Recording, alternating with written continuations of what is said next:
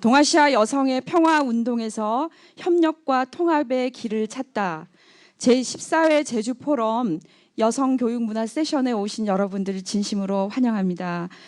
이 세션은 제주특별자치도 성평등 정책관과 제주 여성가족연구원이 공동으로 처음으로 기획해서 주관해서 마련한 자리입니다. 오늘 세션의 개회 사회를 맡은 저는 제주 여성가족연구원 정책연구실장 고지영입니다. 토론 시작하기 전에 참석하신 몇 분의 내빈을 소개해 드릴까 합니다. 호명하면 자리에서 일어나 주시기 부탁드립니다. 먼저 제주특별자치도 원희룡 지사님의 사모님이시면서 소아청소년 정신과 전문의이신 강윤영 박사님을 소개합니다.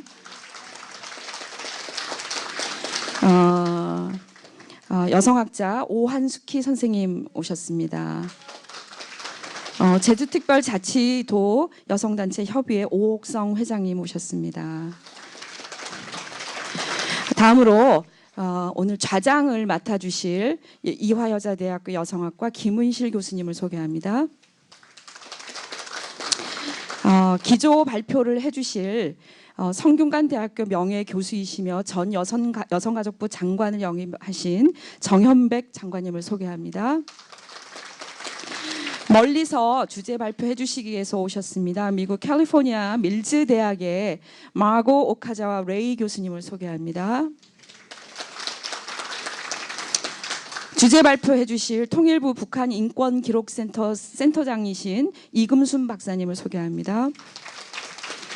다음으로 두 분의 토론자분을 소개해 드리겠습니다. 제주대학교 탐나문화연구원 특별연구원이신 권귀숙 박사님을 소개합니다. 일본군 성노예제 문제 해결을 위한 정의기억연대 윤미향 대표님을 소개합니다. 두 분을 더 소개해 드리겠습니다. 제주여민회 공동대표이신 이경선, 이양선 대표님을 소개합니다. 제주특별자치도의회 보건복지안전위원회 부위원장이신 고현수 의원님을 소개합니다. 다음으로 오늘 세션을 주관한 두 분의 기관 대표를 소개해 드리겠습니다. 제주특별자치도 이현숙 성평등 정책관이십니다. 제주여성가족연구원 이은희 원장님을 소개합니다. 네, 저희가 시간이 없긴 하지만은 오늘 세션과 여기에 와주신 모든 분들을 위해서 또 대신해서 강윤영 박사님께 간단히 인사 말씀을 청해 듣도록 하겠습니다.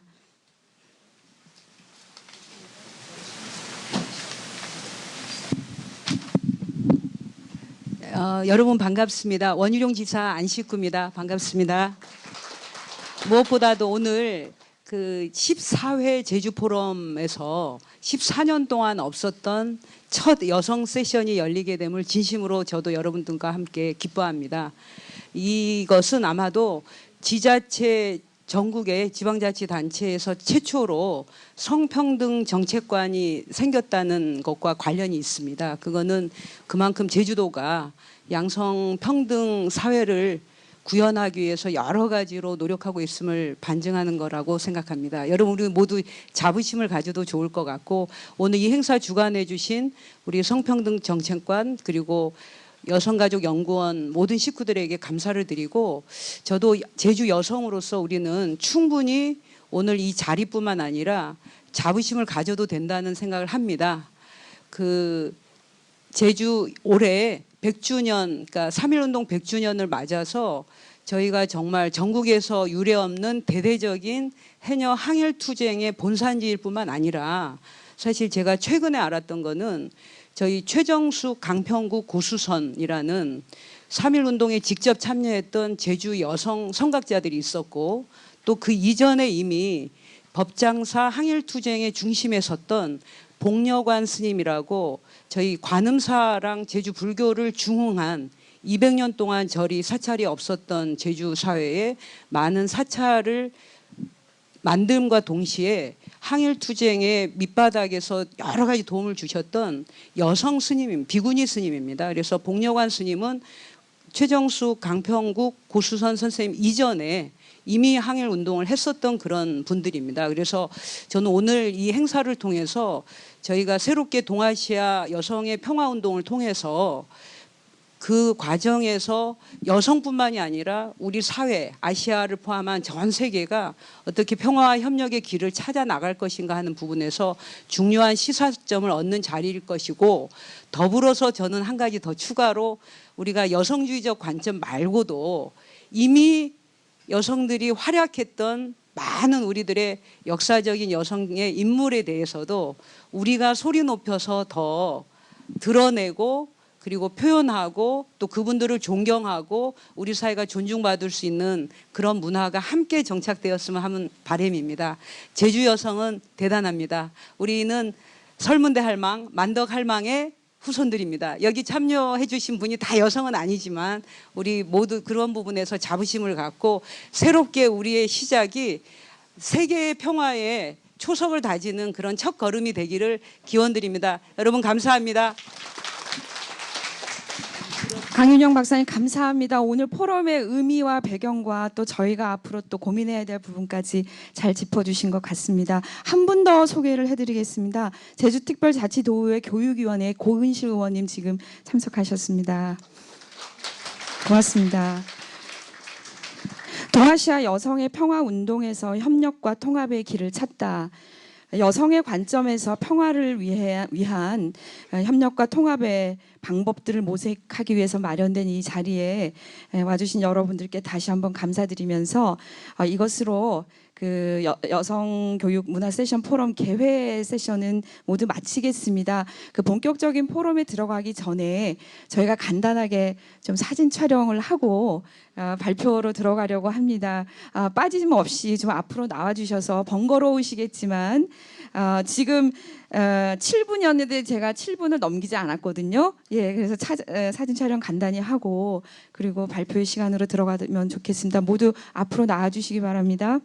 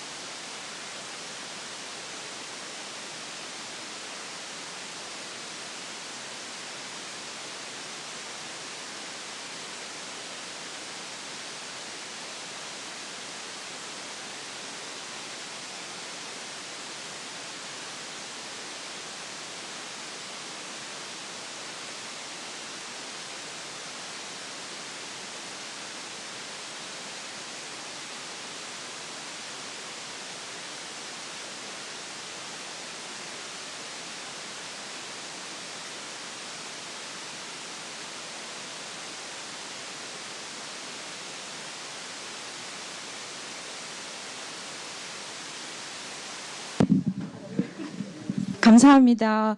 훈훈한 분위기 속에서 시작을 할 수 한 것 같아서 참 기쁜 마음이고요. 저의 역할은 이 개회 사회까지이고 이 포럼의 좌장은 김은실 교수님께서 맡아주시겠습니다. 그 사회의 바톤을 넘기기 전에 간단하게 김은실 교수님 소개해드리겠습니다. 이화여대 영문학과, 또 서울대 인류학과 석사, 미국 캘리포니아 대학에서 인류학 박사 받으셨고요. 현재 이화여대 여성학과 교수이고 아시아 여성학회 회장을 맡고 계십니다. 새로운 담론을 만드는 여성운동, 문화운동에도 관심을 많이 갖고 계셔서 현재 서울국제여성영화제 이사장직도 맡고 계시고 젠더 관점에서 제주의 문화를 재해석하는 데도 많이 관심을 갖고 계셔서 최근에는 4.3 관련 연구를 수행도 하셨습니다. 김은실 교수님 큰 박수로 맞이해 주시기 바랍니다. 고향이 제주도이십니다.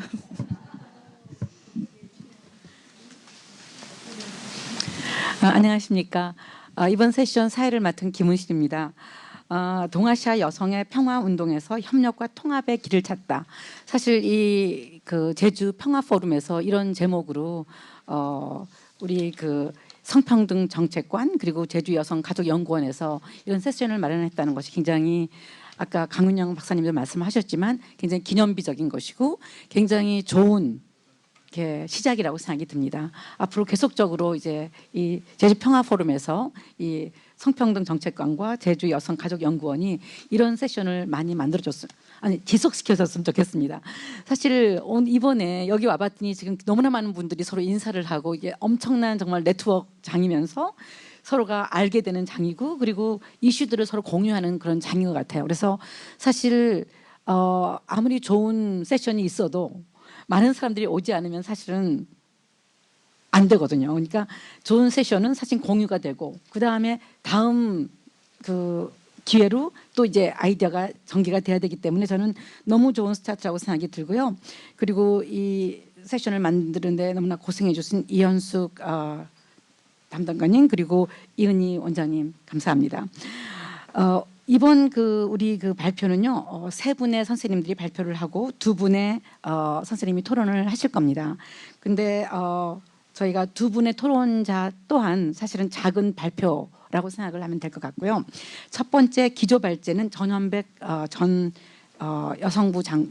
여성가족부 장관님이 해주시겠는데 다 아시겠지만 전현백 선생님은 워낙 역사학자세요. 서양사 전공이시고 또 독일사 전공이시고 여성사 전공이십니다. 그리고 또 굉장한 액티비스트입니다. 그래서 우리가 다 알다시피 한국여성단체 연합의 공동대표, 그다음에 정대협 이제 공동대표 초창기에 같이 하셨고요. 그리고 참여연대 공동대표를 이제 하셨습니다. 그래서 여성 문제와 통일 문제에 굉장히 깊은 관심을 갖고 계시고 또 이제 이러한 여성 문제, 평화 문제를 한반도만이 아니라 한반도를 둘러싼 동아시아 내에서 어떤 식으로 이제 우리가 위치를 잡을 수 있는 것인가 하는데 굉장히 많은 관심을 가지셨습니다. 그래서 오늘은 동아시아 여성들이 어떻게 평화를 만들어 왔는가, 그리고 평화를 만들어 가고 있는가라고 하는 주제에 대해서 말씀을 해주시겠습니다. 그럼 첫 번째 기조 발제를 듣겠습니다. 전배 선생님 박수를 맞아주시기 바랍니다.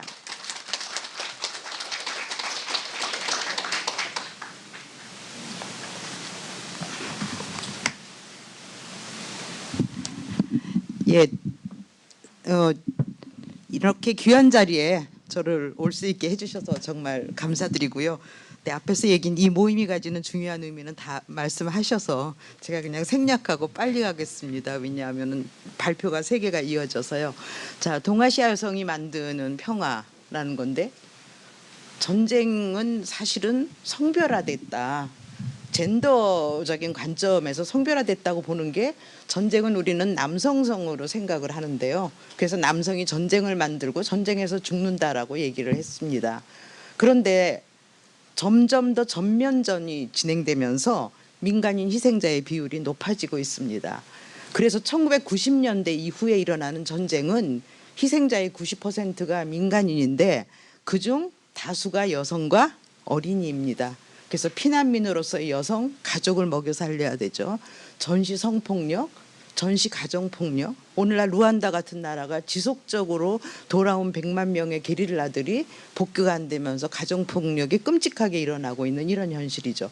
그 전쟁은 환경을 파괴합니다.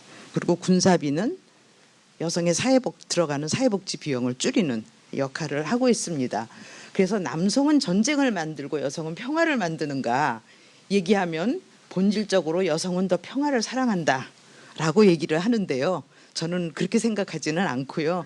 여성이 환경적으로 아이를 기르고 돌보고 하는 역할에 있어서 더 친화적이라고 생각을 합니다. 그 이유는 나치하 죽음의 수용소에서 학살에 참여했던 여성들에 대한 연구는 여성도 피해자만이 아니라 가해자로서의 큰 역할을 했다는 것을 밝혀내고 있습니다.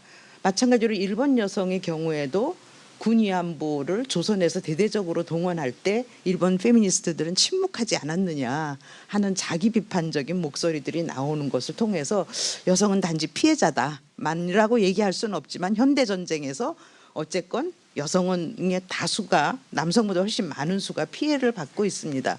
거기에다 저희 한국 여성운동이 사실은 평화나 통일 문제 더 이상 개입을 안 할 수가 없다고 느낀 건 독일 통일 때문입니다. 독일 통일 이후에 통일 이전에 동독 여성은 가계 수입의 40%를 차지했고 서독은 18%를 여성이 벌어들였습니다. 그런데 통일 이후에 동독 여성의 일자리는 40에서 45% 감소했고 물론 지금은 좀 달라졌습니다. 통일 후 몇 년 동안 여성 실업은 13배 증가했습니다. 그리고 국영 타가소가 공공 타가소가 전부 민간 경영으로 바뀌면서 타가비가 오르는데 그 타가비가 일하는 여성의 월급보다 많은 경우가 있었고 결국 여성들은 직장을 포기했습니다. 또 새로이 들어오는 자본주의적 경영의 기업들이 여성은 정리해고의 1순위자로 돌변했고 여성의 정치적 대표성도 여성의 의원 수도 확 줄고 동독에서는 낙태가 허용됐었는데 낙태가 금지되면서 여성은 몸에 대한 자율권을 상실하게 됩니다. 그러면서 굉장히 자살률이 높아지게 됩니다. 그래서 독일 통일은 내부 식민지를 만들어냈다. 제일 꼭대기에 있는 게 서독 남성, 서독 여성, 동독 남성, 동독 여성의 순으로 독일 사회를 사실상 내부 식민지를 만들어냈다고 얘기를 합니다. 제가 친한 친구가 하나 동독에서 망명한 친구여서 제가 유학 시절에 굉장히 친하게 지낸 친구인데요. 그 친구 집에 가면 세탁비누가 있는데 통일되기 전에 동독에서는 세탁비누가 한 회사뿐이 없었습니다. 그래서 기차를 타면 동독 사람들은 몸에서 나는 냄새로 금방 알아볼 수 있었다는 것입니다. 그런 것이 사소한 일상생활에서 차별을 낳았다는 그런 얘기를 들으면서 이렇게 통일과 평화 문제가 논의되는 과정에 여성이 빠지면 안 되겠구나 하는 생각을 저희가 깊이 자각하면서 김대중 대통령 때 남북 정상회담 때는 여성이 2호 여사 외에는 한 분이 갔는데 그 다음에는 우리가 막 요구하고 싸워서 노무현 대통령이 가실 때는 저도 그때 갔었는데 조금 인원이 는다든가 이제 이런 변화들이 좀 있었습니다. 그래서 평화 통일 운동에 여성의 적극적인 참여가 필요하다고 생각해서 저희는 우선 여성이 위원회나 각 정부의 여러 기관에 중요한 역할을 하고 주도적으로 참여해야 되고 남북 여성 교류가 활성화해야 되고 또 동시에 여성은 북한 여성이나 어린이 임산부 돕기를 해야 되고 북한에서 이탈하는 여성 주민을 지원하거나 평화 통일 교육을 확산하자는 운동을 했습니다. 이거는 남북 교류의 첫 번째 1991년부터 시작된 이 교류에 여기 있는 게 여운영 선생의 따님하고 여영구 씨하고 윤정옥 이대 선생님, 이호재 선생님, 이우정 선생님이 같이 가셨는데 이때 여성이 분단 이후 처음으로 판문점을 건너서 평양에 갔습니다. 그래서 이건 최초의 사건인데 여성이 역사를 쓰지 않으면 이런 것이 슬쩍 묻혀버립니다. 그러나 그래서 지금 저희가 시도하는 거는 국방부나 통일부의 자문국이나 정책결정 과정에 여성의 참여를 늘려야 한다. 다음에 남북관계가 지금 조금 멈춰있지만 진전되면 사회문화위원회가 구성될 텐데 그때 독자적으로 여성위원회 설치를 요구해야 된다. 뿐만 아니라 남북 협력을 위한 다양한 정부 사업에 젠더화 평가를 했는데 성별 영향 평가를 하고 성별 분리 통계를 해야 된다는 거예요. 제가 남북 경협위원을 했습니다. 노무현 대통령 시절에. 근데 북에 들어가는 경협이 사실은 그때 핵심적인 게 영어 교육과 컴퓨터 같은 핵심적인 기술 교육인데 이것에 성별 분리 통계를 하면 여성이 얼마나 참여할까? 저는 거의 못했을 거라고 생각합니다. 이 시기에 영어 교육과 기술 교육은 북쪽 사회에서 상류층으로 올라가는 하나의 사다리인데 여기에서 여성은 거의 저는 배제됐었다고 생각해서 계속 성별 분리 통계를 통일부에 요구했는데 그때까지도 저희한테 주지 않았습니다. 그래서 통일부 내에도 젠더 문제 전담 부서와 전문가가 반드시 배치돼야 된다 하는 생각을 했습니다. 그래서 우리가 그러면 이제 통일뿐 아니라 평화에 대한 평화 문제를 얘기를 해야 되는데 여성들이 한 것은 통일운동은 정치 중심이었습니다. 어떻게 남북이 협상을 하고 교류를 하고 했지만 여성들이 1977년, 97년에 평화를 만든 여성회가 등장하기 하면서 제기한 거는 우리의 일상생활에서 평화가 없으면 정치적인 평화가 가능한가, 우리 삶에서 평화가 가능한가 하는 얘기를 하기 시작했습니다. 특히 최근에 세계화 이후에 기업이 더 경쟁적이 되면서 기업 내에서도 같은 동료들끼리도 네가 사느냐 내가 사느냐 하는 아주 경쟁적인 문화가 지금 형성이 되고 있어서 일상생활에서 우리가 평화가 지켜지지 않으면 남북 간의 평화 공존이 가능할 건가 하는 문제를 제기하면서 스웨덴의 요한 갈퉁이 얘기한 적극적인 평화 개념을 주장했습니다. 소극적인 평화는 폭력이 없고 전쟁이 없는 상태지만 적극적인 평화 개념에 들어가면 우리 일상생활에 모사혈관처럼 스며들어 있는 폭력의 문제를 얘기합니다.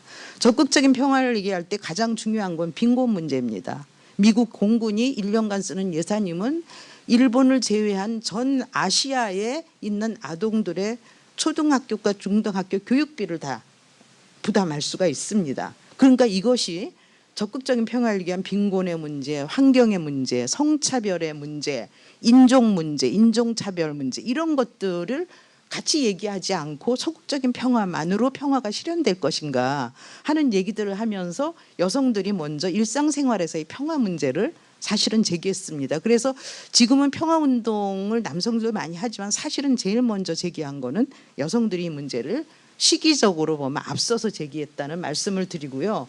그래서 우리는 피해자로서의 여성만 얘기할 것이 아니라 적극적인 주체로서 가해자로서의 여성도 있고 적극적인 주체로서의 여성도 있는데 적극적인 주체로서의 여성은 뭐 많은 얘기가 있습니다. 후투와 투치스가 그 르완다에서 내전을 해서 100만 명 이상이 죽었죠.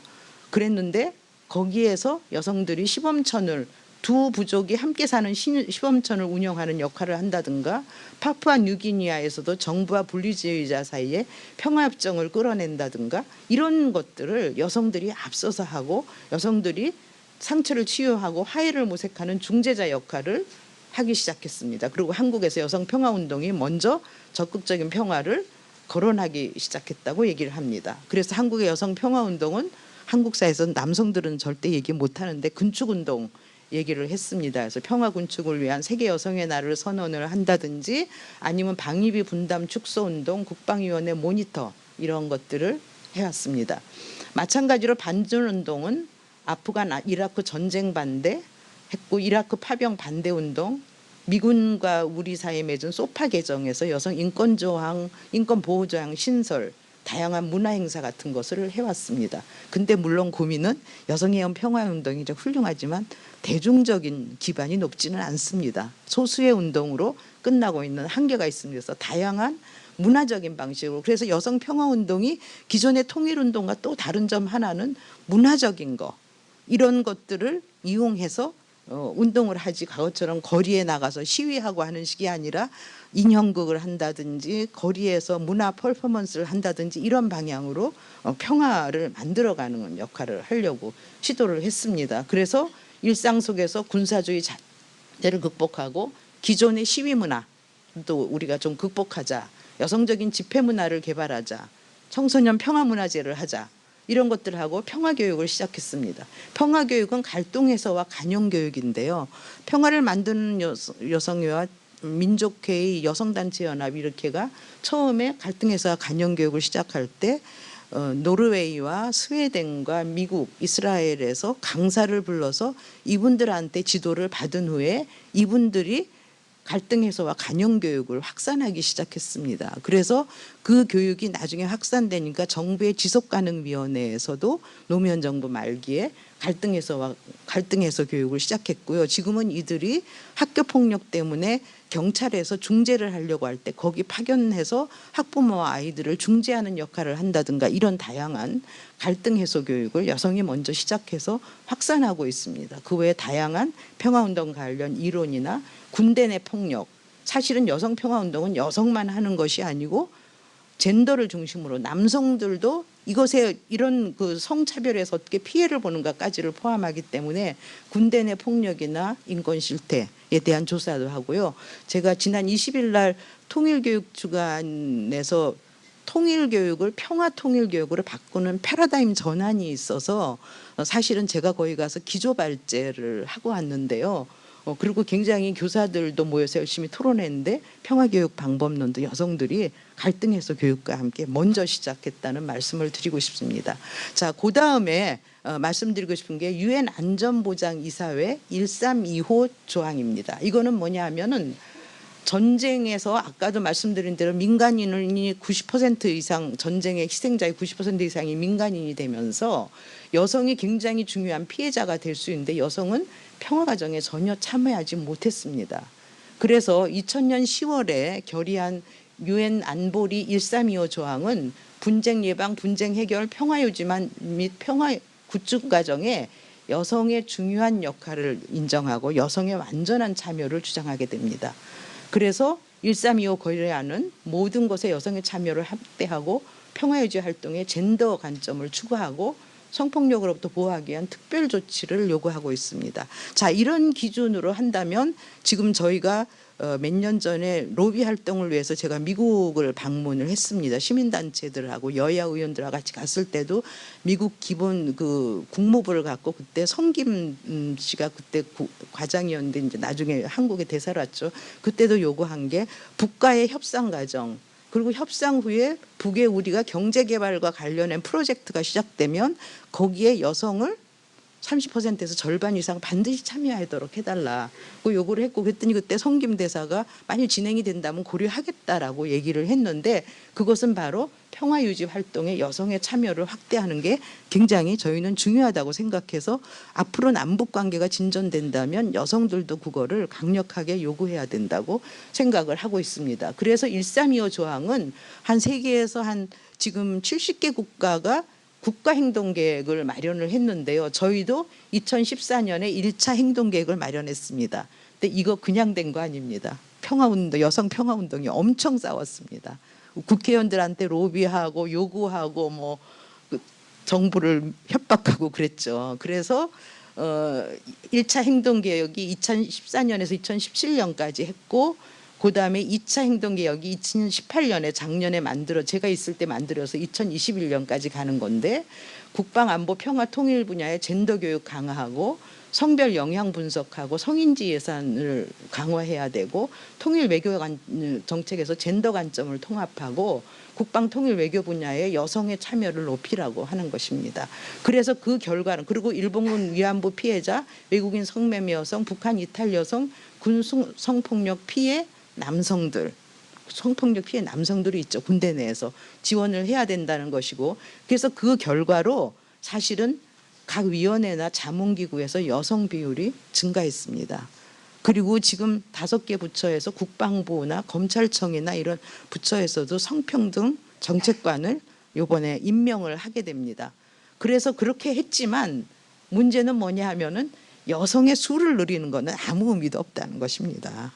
저희가 여성 국회의원 국회에 많이 보내놓고 우리가 저 사람들을 보내서 정치하려고 저 사람들을 보냈다는 생각 저 사실 좀 많이 했거든요. 그래서 여성이 단지 참여의 수만 늘리는 것이 아니라 주체화를 어떻게 할 건가, 여성의 적극적인 요구가 어떻게 결합될 것인가 하는 것이 과제로 남았습니다. 지금 대체로 정부위원회가 제가 작년에 있을 때까지 여성 참여가 40%를 넘어갔습니다. 그러나 여성 참여가 넘어간 거지 실제로 그 젠더의 관점이 들어갔는가 하는 거에 대해서는 우리가 끊임없이 평가를 해봐야 되는 그런 지금 상황이라고 얘기를 할 수가 있습니다. 잠깐만 제가 돌아가서 1325 조항 국가행동계획관에서 그래서 사실은 1325 조항을 만들었지만 이게 국가행동계획은 했지만 별로 현실성이 없지 않느냐 하는 그런 얘기를 하고요. 김은실 쌤 얼마 남았습니까 시간? 2분? 예. 그런데 제가 부처에서 일을 해보면서 장관을 해보면서 느끼는 부처 간의 협력이 정말 안 됩니다. 지금 국가행동계획에 5개 부처 정도 들어와 있지만 행동계획 내라고 하면 보내요. 그럼 우리가 이거를 안 된다 더 내라 하고 막 달달 볶거든요.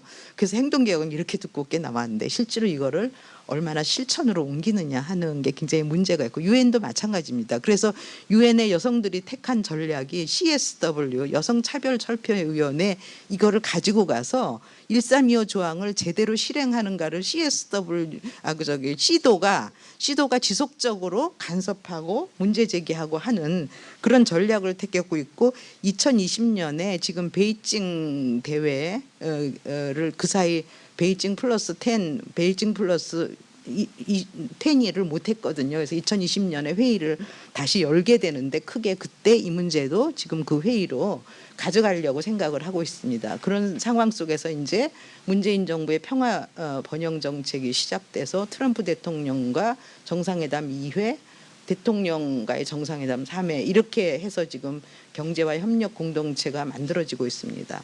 마지막으로 제가 말씀드릴 거는 제가 쭉 평화운동을 해보면 한국만의 힘으로 할 수가 없습니다. 요번에 정부에서 다시 발표한 통일에 대한 이해라는 책에도 보면은 남북 문제는 이제 민족적인 문제만이 아니라 국제 문제다 하는 얘기를 합니다. 국제적인 연대가 굉장히 중요하고요. 제가 워싱턴 DC에 러비하러 여러 번 가봤는데 보면은요. 사실 미국에서 북한 문제 전문가는 30명 안쪽입니다. 싱크탱크들. 그들이 사실은 한반도의 정책을 결정하는데 그들을 향해서 우리가 얼마나 로비를 해서 왜 우리는 이런 출구를 찾을 수밖에 없었는가를 설득을 해야 되는 것이 굉장히 중요해서 여기에 여성의 힘이 보태지면 굉장히 중요하겠다 생각해서 저희가 사실 만든 게 동북아 여성 평화회의입니다. 그래서 육자회담을 통해서 다자적인 접근을 통해서 중국, 러시아, 일본, 미국, 남북이 같이 문제를 해결하고 했을 때 우리가 가만히 있을 수 없다 해서 여성 육자회의를 만들었습니다. 그래서 여성 육자회의를 저희가 운영을 했지만 이름을 동북아 여성 평화회의로 바꾼 거는 북이 참석을 못했습니다. 그렇지만 매번 행사를 우리가 진행하면서 북에 늘 자료는 보내줬습니다. 우리가 이렇게 진행하고 있으니까 같이 공감하고 공유하고 가자라고 얘기를 해서 5회에 걸쳐서 해서 미국, 중국, 러시아, 일본 여성들이 참여하고 특히 뉴욕이랑 워싱턴 DC 행사는 스티븐스 대사가 그때 미국 대사가 여기에 굉장히 공감하면서 저희를 많이 도와주셨어요. 그래서 조지 워싱턴 대학에서 정말 여학생들이 300명 모인 데서 우리가 이 행사도 하고 그렇게 하면서 국제 여성 네트워크를 저희가 만들었습니다. 그런데 그리고 재작년에 위민 크로스 DMZ이라고 해서 굉장히 유명한 분이죠. 글로리아 스타이넘과 노벨 평화상 수상자 메어리더 맥가이어 등의 30여 명의 해외 여성들이 평양과 남한에서 국제 평화 토론회를 했고 평양에서 판문점을 건너서 넘어오고 그래서 분단의 극복과 한반도 평화 실현의 중요성을 국제적으로 알린 데 역할을 했습니다. 국내적으로 막 가격하다 어쩌다고 막 이런 비판들을 했지만 해외에 사실은 글로리아 스타이넘이 이런 일에 참여해서 같이 했다는 것은 굉장히 해외에서 한국 여성들의 평화에 대한 희구를 알리는 데 중요한 역할을 했습니다. 그래서 동북아 여성 평화회의 저도 가운데 있죠. 보이고 요게 이제 위멘 크로스 DMZ에서 이제 활동한 것입니다. 그래서 제가 오늘 여기를 꼭 왔던 이유는 국제연대 활동이 사실은 한반도 문제를 해결하고 한반도 평화 체제를 위해서 굉장히 중요하다라는 것이고 그리고 국제연대는 사실은 세계사에 유례가 없이 성공한 운동이 저는 일본군 성노예 운동 여기 윤미향 씨와 이런 건데 여기에서 사용한 국제연대 방법론에서 우리가 많은 걸 배워야 된다고 생각을 합니다. 그런데 국제연대에서 발생하는 장애 요인은 동북아 여성 평화회의도 중단된 것처럼 재정이 없고 전문 인력이 부족한 그런 상황입니다.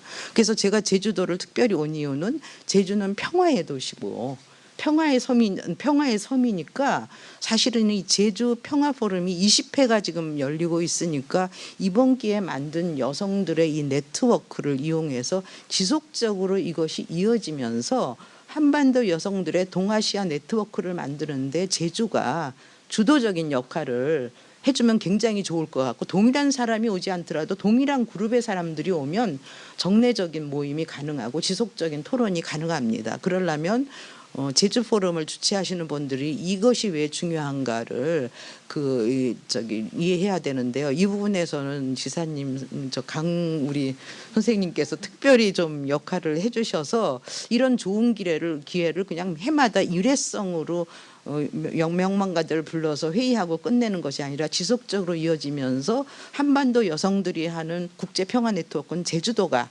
이니셔티브를 주고 한다는 그런 거를 특히 평화의 섬 제주도가 그 역할을 해줬으면 굉장히 좋겠다고 생각하고요. 그 외에 뭐 지금 이걸 둘러싼 다양한 논쟁거리가 조금 있는데요.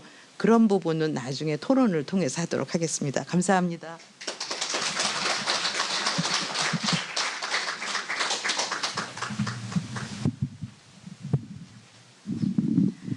네, 감사합니다. 기조발제 전현백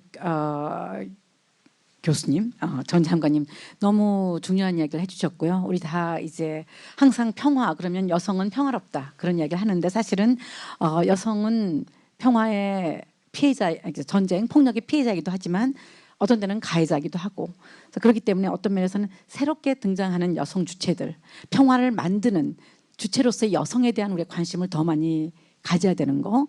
그 다음에 그리고 적극적 평화라고 하는 이제 개념을 우리가 이제 가지고 이제 운동을 해야 된다는 문제. 그 다음에 뭐라 그럴까요? 이 1325.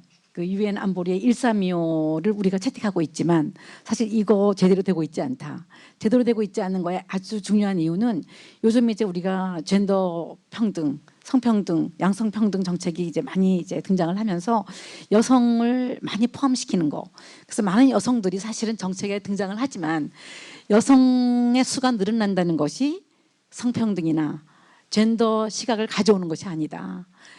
그 젠더 시각을 갖는 거, 성평등 의식을 갖는 거, 그래야만이 사실 1325라는 것이 국가 행동 이제 그 계획으로 시행될 수가 있다 하는 이제 그런 이야기를 하면서 선생님은 이건 절대로 이제는 일국의 문제가 아니니까 국제 연대를 이제 우리가 해야 되고 국제 연대를 하는데 제주 평화 포럼이 굉장히 중요한 역할을 해 주셔야 한다. 뭐 이런 식의 그 요지를 말씀하신 것 같습니다. 아마 더 토론을 통해 가지고 사실은 이 여성의 역할에 대한 그리고 또 새로운 여성의 역할. 그러니까 이제까지 기존이 아니라 새로운 역할을 하는 여성들이 등장을 하고 있는데 우리가 이 여성들을 발굴하고 이 여성들의 활동을 가시화시키는 이런 작업들을 어떻게 할 수 있는가 이런 논의 더 필요하다 이런 말씀인 것 같습니다. 굉장히 중요한 기조 발제 너무 감사하고요. 그 다음에는 이제 우리가 주제 발제라고 이제 말씀하실 수 있겠는데 여성이 없이는 평화도 없다라고 하는 주제로 마고 오카자와 레이 교수님이 이제 발표를 해주시겠습니다. 저는 사실은 마고 오카자와 레이 선생님을 한 25년 전에 이제 오키나와에서 만난 적이 있는데요. 마고 오카자와 레이 선생님은 사실은 오키나와의 그 미군 문제에 굉장히 많은 관심을 갖고 이제 군사주의 문제, 그 다음에 이제 반군사주의, 그 다음에 페미니스트 연대 이런 문제에 굉장히 많은 관심을 갖고 계셨던 분입니다. 지금 현재는 미국의 그 밀즈 대학에서 이제 그 비스팅 프로페서로 있지만 오랫동안 이제 샌프란시스코 주립대학의 교수로 있으면서 이제 군사주의 문제, 그다음에 페미니스트 연대, 페미니스트 이제 반전 문제, 이제 이런 문제를 굉장히 많이 했고 한국에도 많이 이제 오셔가지고 우리 이제 두레방과 같이 이제 결합을 해서 이제 일을 한 적이 있습니다. 오카자와 레이 교수님의 말씀을 듣겠습니다. 박수로 청해 주시기 바랍니다. 네.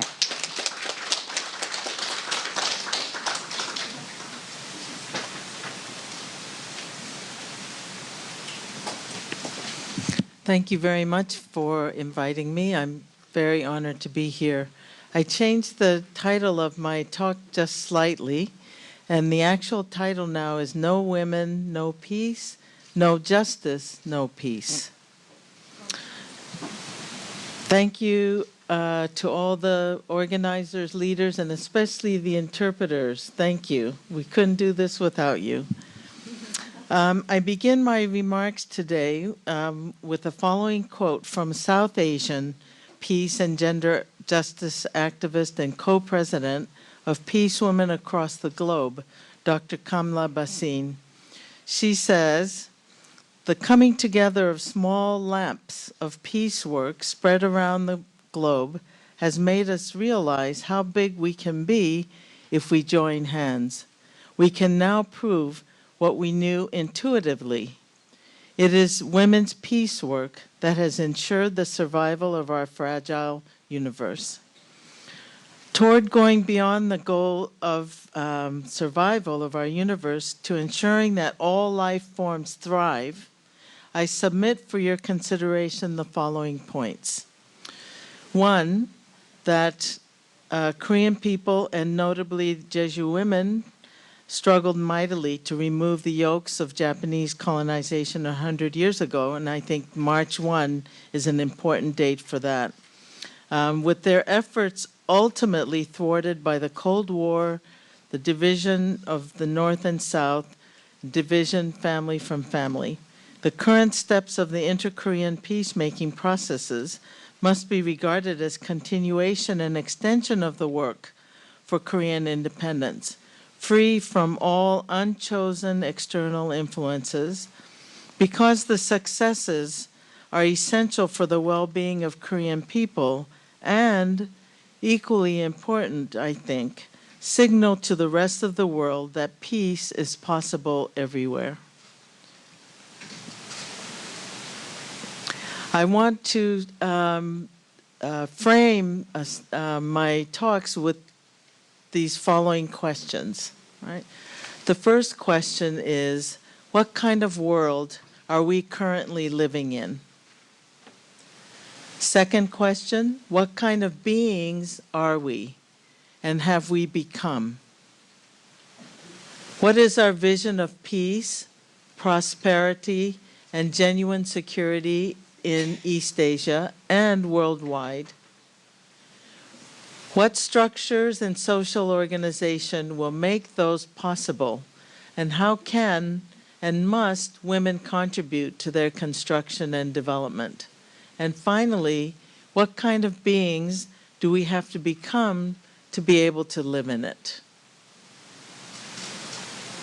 I want to offer just a very quick analysis and then move on. And much of it builds on Dr. Chung's work.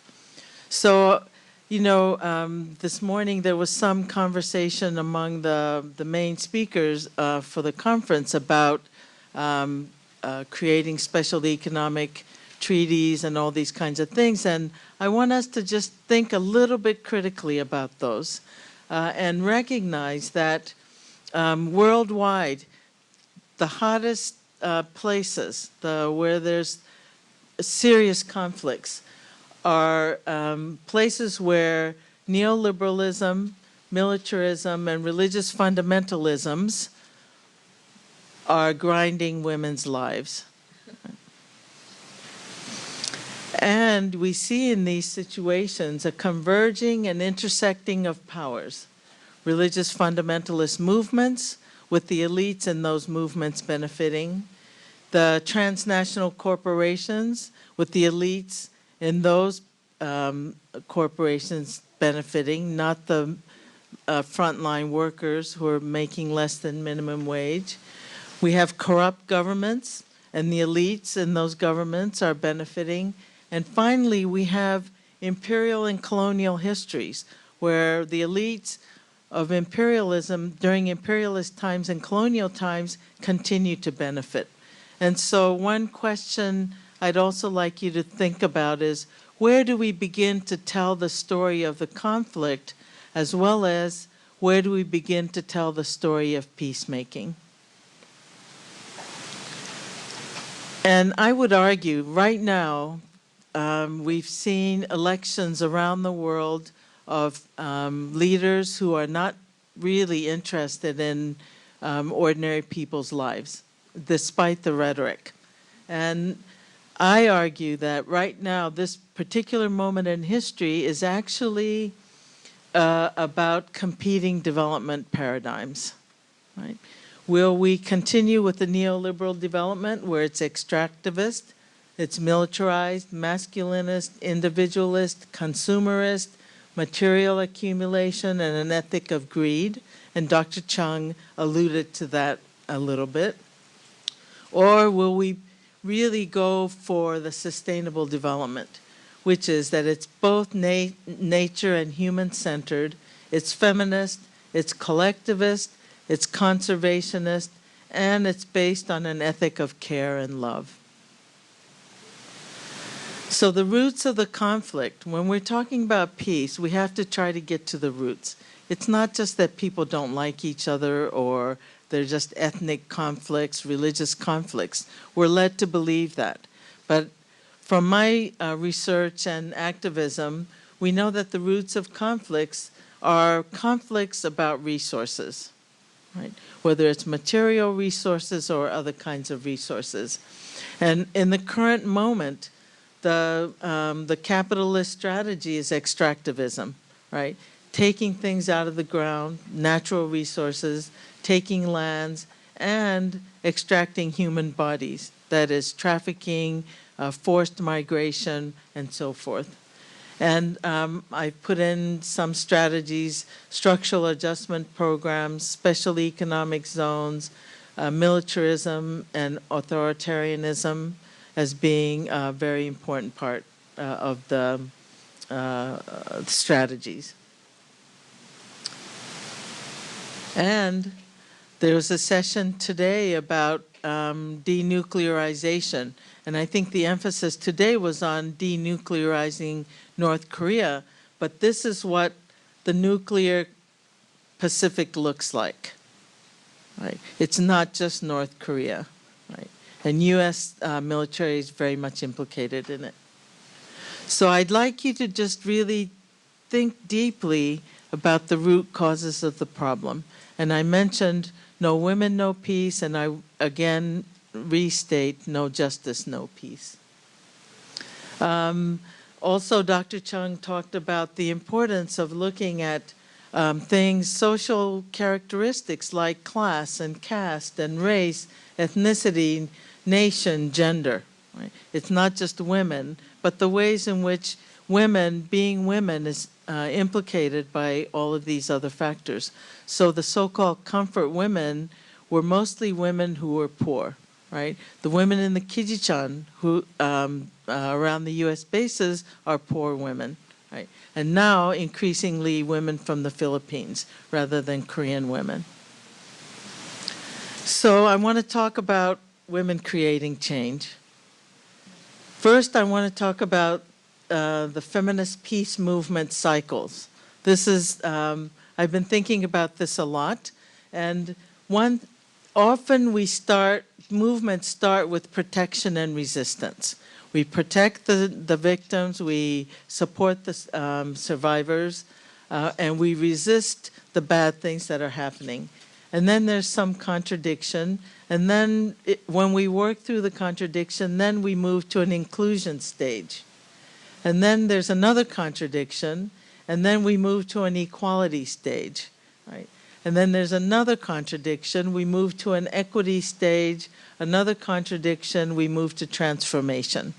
And I hope that the women's movements in Korea and elsewhere are really going towards transformation. That is transformation of us as human beings and transformation of societal structures. The successes of women's movements depend on meaningful participation, right, of not only Korean women in the peace and reunification process, right, but their work must also be built on a foundation rooted in feminist activist principles, regardless if the peace women personally identify as feminist or not. That's not the important point. Evidence from various conflicts around the world has shown that women committed to women's liberation, alongside ending conflicts and wars, have better chances of creating lasting peace. The work must also employ existing international mechanisms such as Security Council 1325 that was mentioned before, as was CEDAW that was mentioned before. And specifically also to strengthen Korean women's peace work and women's peace work worldwide, and to help create genuine human and environmental security, activists and existing regional networks must be recognized and supported. For example, for nearly 25 years since the rape of the 12-year-old junior high school girl by the U.S. military personnel, Okinawan women, led by Takasato Suzuyo-san, have been steadfast in their opposition and activism against U.S. military bases in their homeland. And right now they're struggling to not build the new base in Henoko. Japanese activist, I think many of you may know her, Akibayashi Kozue-san from Kyoto has worked both against U.S. bases in Okinawa and is part of the movement to support peace agreement and unification. Lau Qinchi is a Chinese woman in Hong Kong who has been a leader in Inter-Asia Solidarity Movement on environmental justice and sustainable development.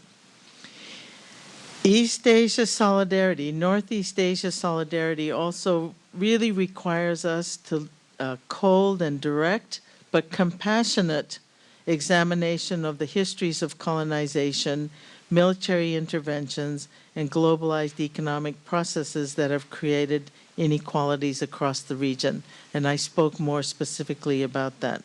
And I'm reminded of the sexual slavery of so-called comfort women, the Romusha forced labor camps in Indonesia, the U.S. presence, U.S. military presence. Dr. Chung also talked about creativity, right? That feminist peace work is creative and it's fun, right? The peace work, it is fun. The peace work I'm describing must also build on solidarities and create learning opportunities beyond East Asia, Northeast Asia. Peace women and human rights defenders are challenging the authoritarian, violent Duterte regime in the Philippines, serving on the Truth Commission in post-conflict Colombia, organizing for justice in conflict zones in African countries, in Afghanistan, in Palestine, to name a few examples. From their experiences, there's much to learn. One of the most important lessons for us to learn is that the forces that oppose peace on the Korean Peninsula and the unity of the Korean people are the same as those in other places I named. Right? Greed, commitment by the few to accumulating and hoarding resources and power, so-called development that ignores environmental and human destruction, and subordination of women and other marginalized people in a society. I just want to show you some examples of the peace work that I've been involved with. This was a meeting that happened in San Francisco of an organization that I'm a part of called the International Women's Network Against Militarism, that's opposing the U.S. bases in Northeast Asia, Guam, and Puerto Rico. I talked about learning together, sitting together. It's not just being out in the streets demonstrating, but building relationships, learning from each other's experiences. International solidarity. This is a monument for comfort women that's in downtown San Francisco. And it took years to get this up. And San Francisco is a sister city to Osaka. And the mayor of Osaka wants to cut the ties with San Francisco. And activists said, we don't care. We will continue. This is a memorial to a woman who was brutally murdered and raped, etc., by U.S. military personnel, and this is a memorial. Right? No base, no rape, no tears. Time's up. Yeah. Remembering the missing and murdered indigenous women. When you talk about extraction, it's indigenous women, indigenous people who are suffering all over the world. And right now there's a situation in Canada and the U.S. where just randomly by non-Indian white men who are murdering these women. Women who were forced to migrate. This is all peace work. This is all positive peace. We also remember Berta Cáceres, who was a Honduran environmental activist who was assassinated by the state. And we remember Ahed Tamimi, the young Palestinian girl who was put in prison. We remember the war in El Salvador. This is a beautiful exhibition in San Francisco, right? And so making these connections across what seems like contexts that are not connected at all. And I want to, just a couple of other, and this is a free museum for the 23rd century in El Salvador. So I want to just end with a vision. And that vision is what in our network we talk about as genuine security. The physical environment able to sustain human and natural life, guaranteed basic needs and livelihoods, fundamental human dignity honored, cultural identities respected, people and the natural environment should be protected from avoidable harm, scaling up, one of the speakers talked about that. That usually means, making things bigger. Feminist perspective of scaling up actually means deepening connections and relationships among all our relations, that is humans and natural world. And finally, I want to talk about love in our times of conflict. Because colonization, war, militarism, and militarization have dehumanized us in some fundamental ways, we must love and learn to love. Love is a conversion to humanity, a willingness to participate with others in the healing of a broken world and broken lives. Love is the choice to experience life as a member of human family, a partner in the dance of life. And I end with a concept that the words of a Black German feminist activist scholar named Dr. Vanessa Thompson, who speaks eloquently of worldly love, a love for another world. This is a love that inspires us consistently and faithfully to seek the changes we envision for a just and sustainable life for all, especially the most marginalized and vulnerable on our increasingly fragile planet. I believe that we must embrace both of these ways of loving as the core of any work toward peace, prosperity, and genuine security in Northeast Asia and worldwide. Thank you very much.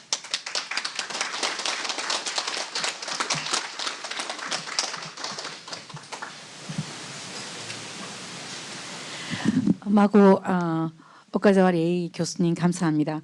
아마 굉장히 감동적으로 여러분들이 들었을 거라고 생각을 합니다. 지금 마고 선생님께서는 오랜 기간의 어떤 이 평화운동가로서의 어떤 그 삶 그리고 여러 지역을 이제 경험한 그 경험을 가지고 사실은 이 여성 그리고 이 평화를 구축하고 있는 이 거대한 이제 사실 구조들 에 대한 또 이해를 우리가 또 해야 되고, 그러니까 평화라고 하는 거 혹은 이제 피스라고 하는 것이 도대체 뭐냐?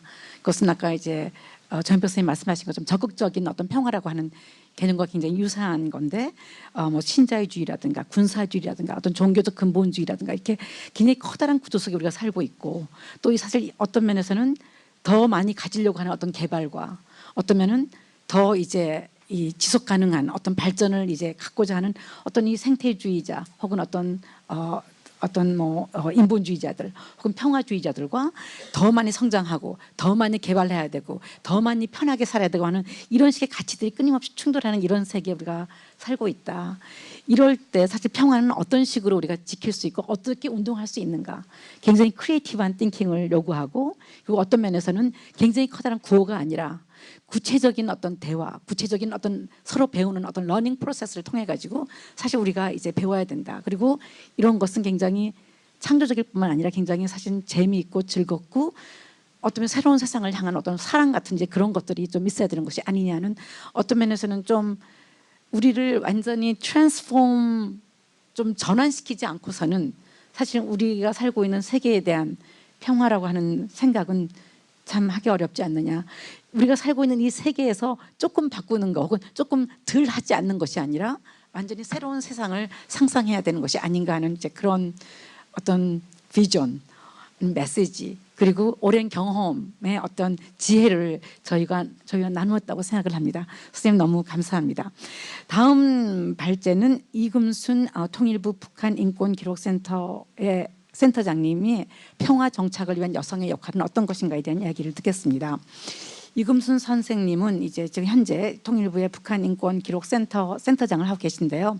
1994년부터 통일연구원에서 근무해 왔고 오랜 기간 이제 이 남북 간 인도주의에 사안 북한 인권 관련 프로젝트에 이제 관여를 하면서 굉장히 많은 책들을 썼고 또 그리고 탈북민들을 이제 연구를 했습니다. 그래서 굉장히 많은 책들을 썼고요. 그리고 지금 2015년에서 17년까지 통일부 통일교육원장을 역임한 바 있으며 현재는 이제 통일부 북한인권기록센터장으로 일하면서 사실은 이 통일 문제, 남북 문제, 이 탈북민 문제, 이 북한 문제 이런 문제를 어떤 방식으로 우리가 평화라는 차원에서 인권이라는 차원에서 이제 볼 수 있을까는 연구를 해왔습니다. 선생님의 발표를 듣겠습니다. 환영해 주시기 바랍니다.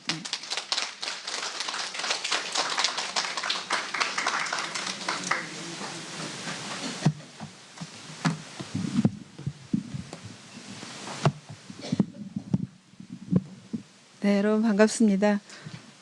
오늘 이렇게 패널에 초청해 주셔서 감사합니다. 사실은 제가 지금 하고 있는 일과는 조금 다른 거긴 하지만 제가 이제 연구원에 처음 들어가서 연구했던 게 남북한 여성 비교 연구였거든요. 그래서 그때부터 갖고 있던 관심 그리고 또 정현백 장관님 여가부에서 또 이렇게 하시려고 했던 일에 좀 동참했다가 이거를 계속 이어가야겠다는 생각을 하고 있었는데 마침 또 이렇게 좋은 패널에 발제를 하라 그러셔서 최근에 열심히 더 열심히 하고 있습니다. 네.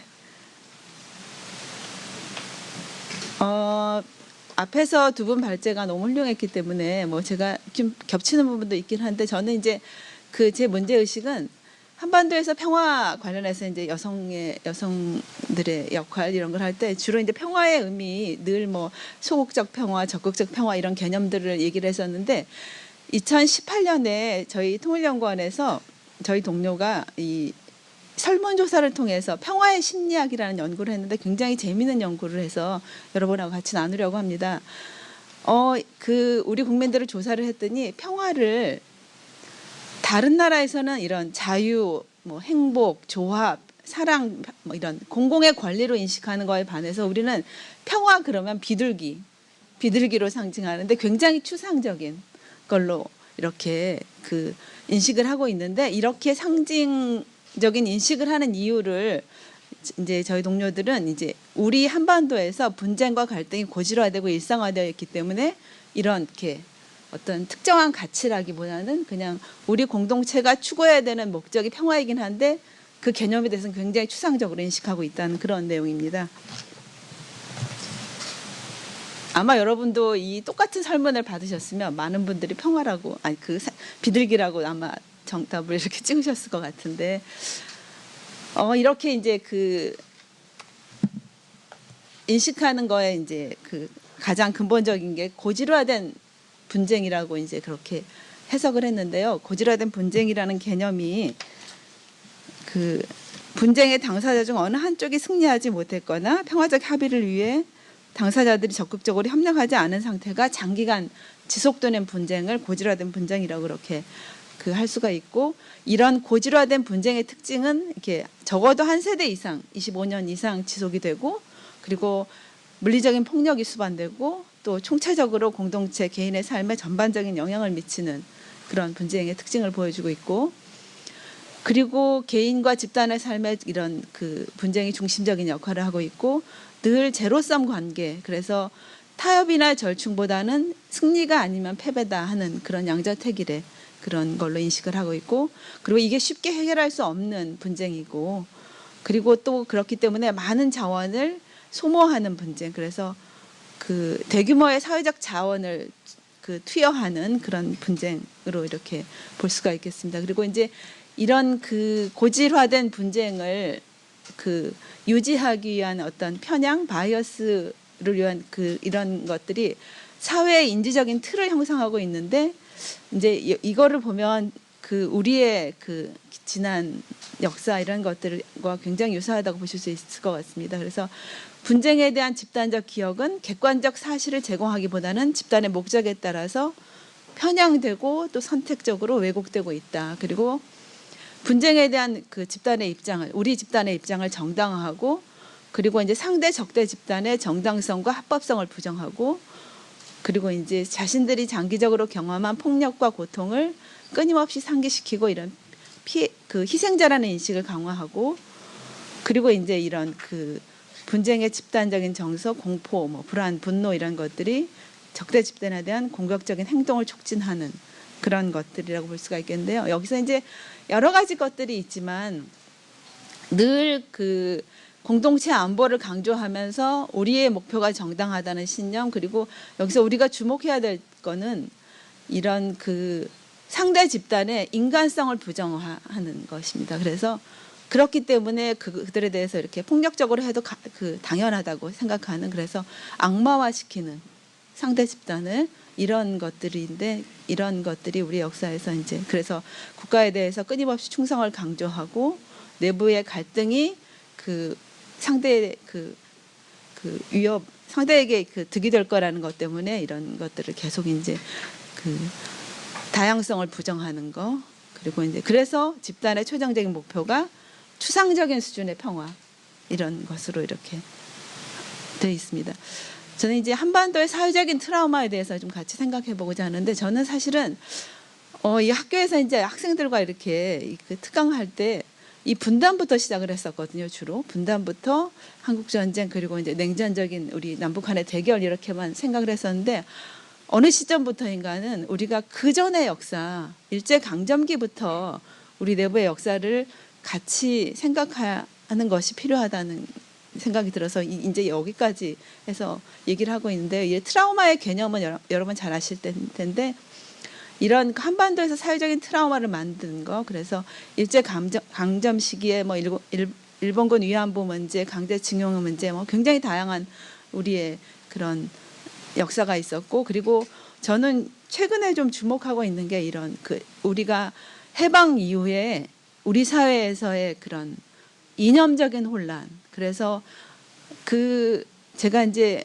그 저희가 통일교육원에 있을 때 그 화가분들 이제 전시를 하느라고 이제 만났던 분인데 여러분도 아마 들으셨을 거예요. 지금 이제 104세가 되셨고 1916년 평양에서 태어나셨어요. 그래서 이중섭 선생님이랑 같이 이제 공부를 하셨던 104세의 화가분인데 그분이 이제 얘기하시던 부분 것이 어떤 거냐면 본인이 평양에서 해방을 맞고 그 8월 16일 날 그 평양에서 이제 그 있던 분들이 이 서울에 있는 분들하고 이제 공동 전선을 이제 좀 이렇게 이 관련해서 우리가 어떻게 대처를 해야 될지 그런 서신을 갖고 일본군들이 후퇴하는 그 기차를 타고 서울에 들어와 보니 그 다들 이제 막 태극기를 만들어서 나와서 그 조선 독립 만세를 부르고 하던 그 기쁨이 딱 하루였다.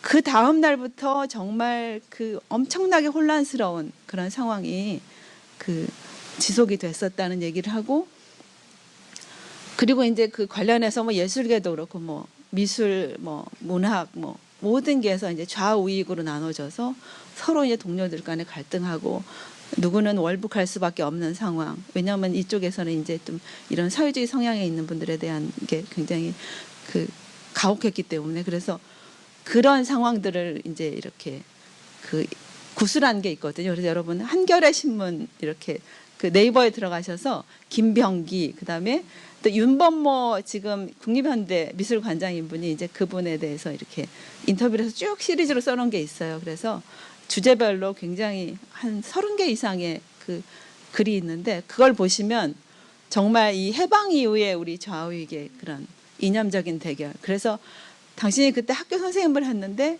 학교에서 선생님들끼리 그 좌우익 그런 싸움을 하느라고 정신이 없었다. 막 이런 얘기들을 하시고 그리고 전쟁 중에 본인이 그 목격했던 그 이제 그 뭐라 그러나요? 경험들 그래서 피난길에 같이 내려올 때도 여성들은 늘 그런 위협에 그래서 그런 성폭력의 위험에 늘 처해 있었다는 그런 얘기들도 막 하시고 그런 것들이 있는데요. 그리고 이제 우리가 사실은 제주 4.3 여기서는 뭐 너무나 잘 알고 계시겠지만 저도 이 제주 4.3에 대해서 그 이렇게 열심히 들여다보는 게 얼마 안 됐거든요. 한 2, 3년 됐는데 그런 계기 중에 하나가 사실은 그 서울에서 막 행사를 하시면서 이거를 알리고자 하는 작업도 언론에서 관련한 것들이 많이 나오면서 그런 역사적인 배경 이런 것들을 또 학생들하고 나누기 위해서 그리고 제주 4.3하고 여순 사건이 연계돼 있는 거잖아요. 그래서 이런 것들을 우리 젊은 세대들 뿐만 아니라 사실은 저희 세대들도 이거에 대해서 이렇게 많이 들여다보고 공부하지 않았던 것들을 조금 더 많이 해야겠다는 생각이 들어서 이걸 하고 있고요. 그런데 여순 사건으로 사실은 우리 국가보안법도 제정이 됐고, 아 그래요? 학도국단도 생겼고, 아 제가 지금 아직 시작도 못했는데 이건 여순 사건이고요. 그래서 6.25 전쟁 때 이렇게 그리고 이제 관련해서 이산가족들 그리고 이제 제가 이게 사진을 한번 보여드릴게요. 이게 이제 피카소의 한국에서의 학살인데 51년에 이제 피카소가 프랑스 공산당이면서 이렇게 했던 근데 이게 신천 사건을 이렇게 모티브로 해서 그렸다고 하는데 북한에서 이게 2017년 신천 노동신문이거든요. 계속 끊임없이 이제 전쟁 중에 미군의 양면학살을 계속 교육시키고 있고 하는 건데 이런 이산가족의 문제 그리고 이 납북자 제가 이제 관여했던 납북자 문제 이런 것들이 있는데 사실은 관련해서 이게 법률들이 제정이 되고 예를 들어 이제 전쟁 이후에 납북자가 발생을 하면 사실은 피해자인데도 계속 이제 연좌제의 고통에 시달리고 한 거에 대한 사회적인 보상으로 이런 법을 만들었었는데 이게 법이 만들어져서 보상하는 과정에서 사회적인 이슈로 사실은 이거에 대한 우리 사회의 어떤 반성, 그다음에 생각을 바꾸는 것들이 굉장히 중요했는데 그런 것들을 하지 못했어요. 그리고 이제 그냥 가족에 대한 보상만 하고 끝내는 걸로 끝났는데 이런 사회적인 치유에 대해서 지금 이런 연세대 정신과 의사인데 이분이 계속 열심히 지금 하고 있는 건데요. 이런 사회적인 치유가 내면화되어 있기 때문에 우리의 부정적인 인식, 돈이면 다고 우리 가족만 챙기면 된다, 뭐 이런 식의 약간 과민화된 상태가 유지되고 있다. 그래서 이제 우리가 뭔가 관련한 사회적인 치유를 하는 작업, 이거 개인적인 치유에 맡겨놓지 말고 사회적인 치유를 하는 작업이 필요한데 요즘에 이제 열심히들 보는 게 이제 아일랜드의 이런 평화협정에서 핵심 가치들을 얘기하는데 이 다 중요한데요. 예를 들어 이러한 과거를 새롭게 들여다보는 과정에서 새로운 상처를 만들지 말아야 되고 언어와 용어에 신중해야 되고 그다음에 가장 중요한 것이 이 전체적인 접근을 해야 된다 하는 것들이고요. 그다음에 이제 관련해서 여성의 평화 만들기 관련해서는 지금 1325 관련해서는 정 장관님 말씀을 다 해주셨는데 이거를 같이 공유했으면 합니다. 이제 지속 가능한 평화를 위한 글로벌 지표 중에 이게 세 가지가 있는데요.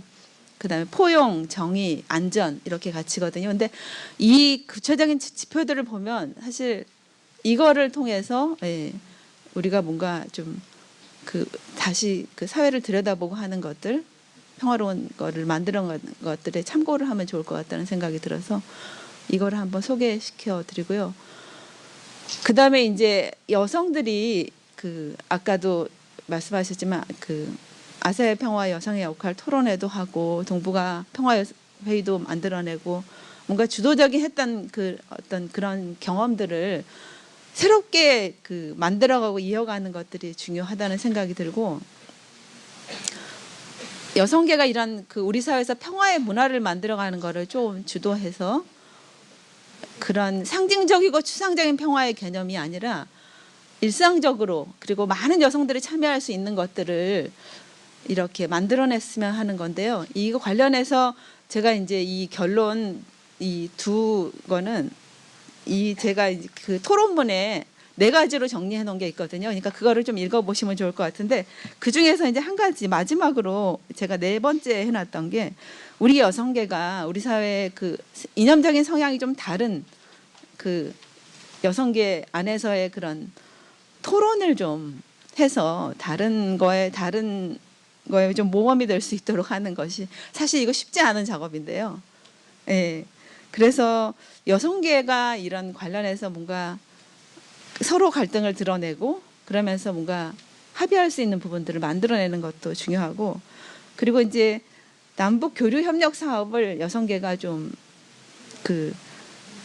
기획하고 실행하는 것들 이런 것들을 하면 좋은데 사실은 이제 북한이 유엔 기구하고 협력하는 그 어떤 틀을 합의한 게 있는데 그 중에 젠더 이퀄리티가 들어있거든요. 성평등이 들어있어요. 분명하게. 그래서 실제로 북한의 어떤 사업을 하는 것들이 북한의 여성 권리, 특히 북한에서 여성 폭력 이런 부분들이 굉장히 이제 여성 차별 이런 부분들을 실질적으로 개선할 수 있는 사업들을 같이 만들어가고 하는 것이 필요하고 또 북한에서 최근에 좀 적극적으로 참여하는 게 아동, 그다음에 노인, 장애인 관련한 사업들은 굉장히 적극적으로 참여를 하고 있거든요. 그래서 우리 여성계가 이런 북한과의 협력 사업을 이렇게 기획하고 공동으로 그리고 실행하는 과정에서 우리 사회에서 이런 사회적인 가치, 뭐 포용, 정의 이런 뭐 인간의 권리 이런 것들을 좀 사람 중심의 가치 이런 것들을 좀 확산시켜가는 노력을 하면 좋겠다는 생각이고요. 이 그림은 이제 피카소가 52년에 전쟁과 평화 다 아실 거예요. 그랬는데 이 평화의 사이드에 이제 이 태극이 있고 마지막으로 이 사진 그림 하나 보여드릴게요. 이 그림의 제목이 남북 정상회담이에요. 네. 이 황규백 화백이라는 분이 그린 이제 최근에 전시했던 그림인데 이 우산이 화가 자신이고요. 여기 시계가 밑에 창문 틀에 있는데 이렇게 5시 반 이런 거를 가리키고 있고 이 창문 너머로 보이는 광경이 뭔지 혹시 아시겠어요? 남북 정상회담 그러면 도보다리 많이 기억하시죠? 이 도보다리에 남북 정상들이 이렇게 걷고 있는 장면을 보고 당신이 너무나 그 눈물이 나서 막 우셨던 그 본인의 경험을 이 우산은 본인이고요. 그리고 이제 남북 정상들이 도보다리를 걸으면서 하는 얘기를 뭔가 열심히 들어보고 싶어 하는 본인의 모습을 그렸는데 이분이 그 전쟁 때 그 참전했던 분이거든요. 그래서 그 장면을 보면서 전쟁 때 옆에서 죽어갔던 소대장도 생각나고 막 그러면서 이제 우셨다고 하는 그런 건데 굉장히 좀 이 우리가 여러 가지 우리 한반도에서 이런 그 분단의 피해를 갖고 있는 여러분들을 같이 어우르는 작업을 우리 여성계가 하고 또 제주 여성계가 그 주도적인 역할을 해주시기를 부탁을 드리고 저도 할 수 있는 역할이 있으면 하여튼 최선을 다해서 하겠습니다. 감사합니다.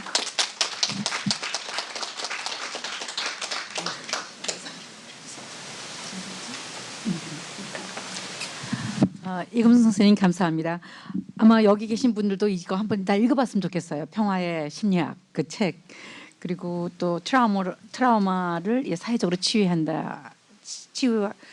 한다는 이제 그런 식의 그 아이디어들. 그리고 아무튼 지금 선생님 이제 이 여성계가 갖고 있는 굉장히 많은 문제가 있는데 여성계가 이것을 평화적으로 토론하는 이제 그런 식의 것들을 여성계가 좀 나서봤으면 좋겠다는 그런 아이디어가 굉장히 중요한 아이디어라고 생각을 합니다. 감사하고요.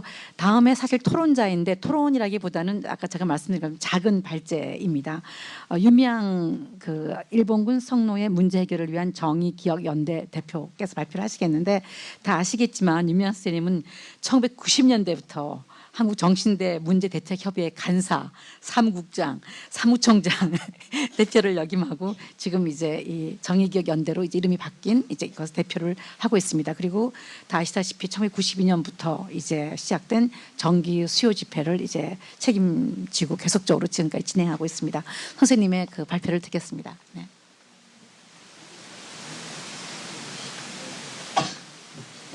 네. 다 빼고 이 메인 화면이 제가 하고 싶은 얘기입니다. 지금 우리가 평화를 이야기하는데요. 나비는 여성들 또 일본군 위안부 피해자이기도 하고 전시성폭력 피해자들이기도 하고요. 우리가 서 있는 위치, 군사주의, 전쟁, 그 전쟁을 만들어내는 여러 가지 산업들 그게 우리를 둘러싸고 있고 여전히 여성들의 날개짓에도 불구하고 평화를 향한 몸부림에도 불구하고 우리가 처해 있는 위치는 굉장히 위험스러워 보이죠. 근데 지난 역사에서 여성들은 한 번도 저 날개짓을 멈춘 적이 없었고 역사를 보면 또 뿐만 아니라 지금도 역사 가운데 맞서서 평화를 노래하고 또 피해자들의 인권을 이야기하고 있다라고 생각을 합니다. 이 이야기를 하고 싶었고요. 그런데 사실은 제가 제주에 와서 가장 많이 보는 단어가 뭐냐? 화해라는 말, 또 용서라는 말, 이곳에 와서도 통합이라는 말을 참 많이 듣습니다. 여전히 저는 이제 오늘 이 자리에서 피해자들의 입장에서 피해자들에게 화해란 뭘까? 피해자들에게 평화란 뭘까라는 이야기를 조금 하고 싶어요. 그러니까 그래서 아까 마 교수님이 얘기했던 것처럼 정의가 없는 평화가 어떤 것일까? 피해자들에게 지금 평화라는 말도 어떻게 들릴까?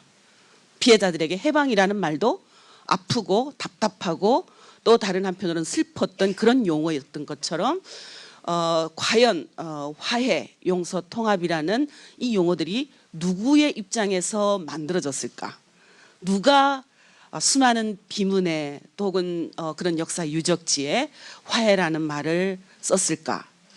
피해자들이 동의했겠지만 그 피해자들은 또 어떤 마음으로 동의했을까 하는 생각을 하게 됩니다. 그래서 저는 오늘 정의라는 말, 평화라는 말, 그 말을 좀 많이 사용을 하고 싶고요. 지금 우리가 처해 있는 2019년이라는 오늘의 주소, 제가 쭉 위안부 문제뿐만 아니라 제주가 또 우리 사회가 안고 있는 시대적인 그런 의미들을 쭉 뽑아보니까 굉장히 많아요. 3.1운동 100주년, 대한민국 임시정부 수립 100주년, 그리고 우리나라가 해방된 지 74주년, 동시에 분단된 지 74년, 그리고 뿐만 아니라 오늘은 올해는 한국 전쟁이 끝난 지 또 66년이기도 하고요.